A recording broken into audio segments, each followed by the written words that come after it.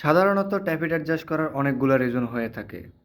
তার মধ্য থেকে আমরা আজকে মোস্ট ইম্পর্টেন্ট ৪টা রিজনের কথা বলবো, যেগুলা একেবারে না করলে নয়। তো আজকের ভিডিওটা হচ্ছে মূলত Yamaha MT-15 BS6।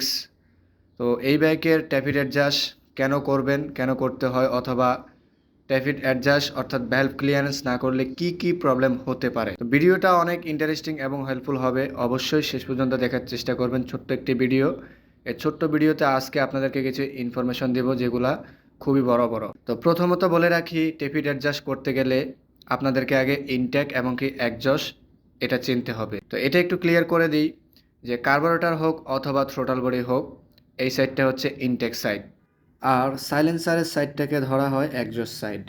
Yamaha MT-15 অথবা R15-এর যে কটা মডেল আছে সবগুলা মডেলের ট্যাপিডের মাপ ঠিক একই রকম, অর্থাৎ ভ্যালভ ক্লিয়ারেন্স সবগুলা FI যে মডেল আছে R15 ভার্সন 3, 4 যে কটা মডেল আছে সবগুলার ইনটেক সাইড হচ্ছে 9 থেকে 10-এর মধ্যে রাখতে পারেন, আর একজস্ট সাইড হচ্ছে 20 থেকে 21-এর মধ্যে রাখতে পারেন। এটা হচ্ছে সবচেয়ে ভালো প্রসেস।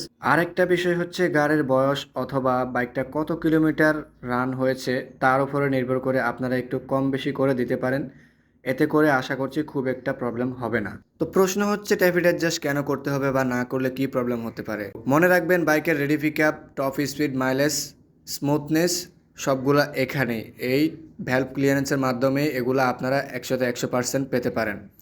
অন্যথায় যদি ট্যাপিড জ্যাম থাকে অথবা 19-20 থাকে, একটা কম একটা বেশি, সেক্ষেত্রে আপনারা একটা ভালো পাবেন, একটা পাবেন না। যদি আপনারা সবগুলো ভালো পেতে চান তাহলে অবশ্যই 100% ফিলার গেজের মাধ্যমে এবং কি খুবই ভালোভাবে ট্যাপিডটা অ্যাডজাস্ট করতে হবে, যেন দোনো দিকে সেম টু সেম সাইজ হয়। তখনই আপনারা top speed, ready pickup, smoothness, mileage এগুলা খুবই ভালোভাবে পাবেন।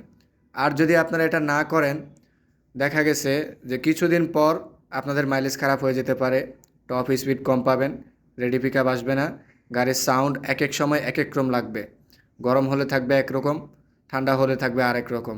তো এই সমস্যাগুলো থেকে বাঁচার জন্যই মূলত প্রতি 4 থেকে 5,000 কিলোমিটার পর পর ভ্যালভ ক্লিয়ারেন্স করতে হয়। তো আশা করছি আপনারা আমার কথাগুলো বুঝতে পেরেছেন। আর ভিডিওটি যদি ভালো লাগে তাহলে অবশ্যই একটি লাইক দিয়ে শেয়ার করে একটু অন্যদেরকে দেখার সুযোগ করে দেবেন, যাতে করে যারা বাইক লাভার আছেন বা যারা আছে প্রত্যেকের কাছে যেন ভিডিওটা পৌঁছে যায় আর তারা যেন এই জেনারেল নলেজটা পেয়ে যায়। আর যারা আমার ফেসবুক থেকে দেখতেছেন তারা ফলো দিয়ে রাখবেন, যারা ইউটিউব থেকে দেখতেছেন তারা অবশ্যই চ্যানেলটা সাবস্ক্রাইব করে রাখবেন।